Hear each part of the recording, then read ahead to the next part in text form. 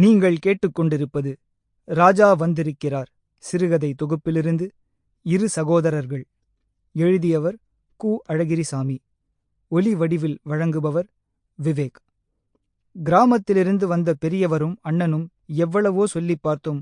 சுப்பிரமணியம் கேட்கவே இல்லை. வழக்கம்போல் எனக்கு கல்யாணமே வேண்டாம் என்ற அதே பல்லவியைத்தான் பாடிக்கொண்டிருந்தான்.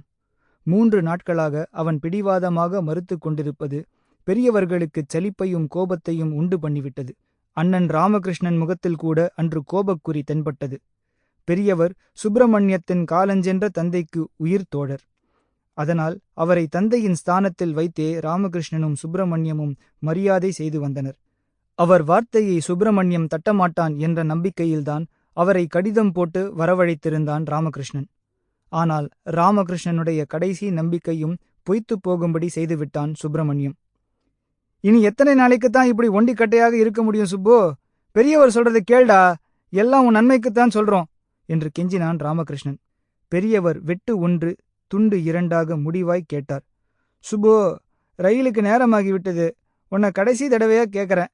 இந்த வருஷம் கல்யாணம் பண்ணிக்கொள்ள உனக்கு சம்மதமா இல்லையா? எனக்கு ஒரே வார்த்தையில பதில் சொல்லணும். இந்த வருஷம் இல்ல, எந்த வருஷமுமே எனக்கு கல்யாணம் வேண்டாம். கோபித்துக் கொள்ளாதீர்கள். நானும் கடைசி தடவையாகத்தான் சொல்கிறேன். பெரியவர் எழுந்து துண்டை உதறி தோளில் போட்டுக்கொண்டார். அப்பா ராமகிருஷ்ணா, நான் போயிட்டு வரேன். இனி ஊம்பாடு உன் தம்பிப்பாடு என்று சொல்லிவிட்டு கிளம்பிவிட்டார். அவரை தடுத்து நிறுத்தக்கூட ராமகிருஷ்ணனுக்கு தெம்பு இல்லை. என்ன முகாந்தரத்தை சொல்லி அவரை திரும்பவும் அழைத்து உட்கார வைப்பது?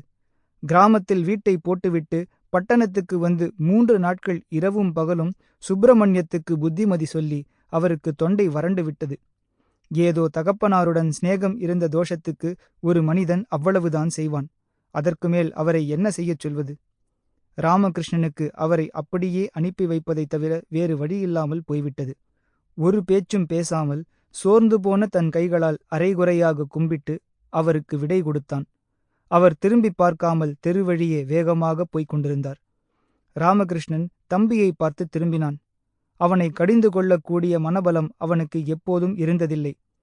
அப்போதோ நிச்சயமாக இல்லை. சுப்பு, நானும் என் மனைவி மக்களும்தான் உனக்கு பாரமாக இருப்பதாக நான் நினைத்து கொண்டிருந்தேன். ஆனால் இப்போது நீதான் எனக்கு பெருஞ்சுமையாக இருக்கிறாய். என் குடும்பத்தை காப்பாற்ற நீ சந்நியாசம் பூணுவதால் என் தலையில் பாரத்தை மட்டுமல்ல, பழியையே சுமத்துகிறாய். என்னால் இதை தாங்கவே முடியாது. ராமகிருஷ்ணனுடைய கண் கலங்கியது. சுப்பிரமணியமும் ஒரேடி Sample complete. Ready to continue?